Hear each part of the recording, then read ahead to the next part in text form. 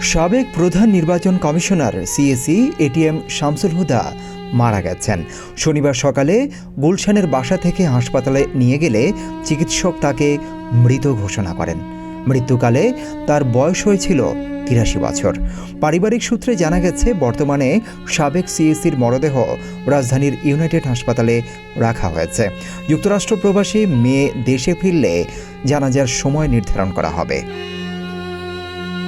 ২০০৮ সালে শামসুল হুদার নেতৃত্বাধীন কমিশনের অধীনে নবম জাতীয় সংসদ নির্বাচন অনুষ্ঠিত হয়। সেই নির্বাচনে বিপুল সংখ্যাগরিষ্ঠতা নিয়ে আওয়ামী লীগ নেতৃত্বাধীন মহাজোট সরকার গঠন করে। এর আগে এটিএম শামসুল হুদা ১৯৬৬ সালে পাকিস্তান সিভিল সার্ভিসে যোগ দেন। তিনি স্বাধীনতার পরে বাংলাদেশ সিভিল সার্ভিসে যোগ দেন। ২০০০ সালে তিনি চাকুরি থেকে অবসর গ্রহণ করেন। ডেস্ক রিপোর্ট, প্রতিদিনের বাংলাদেশ।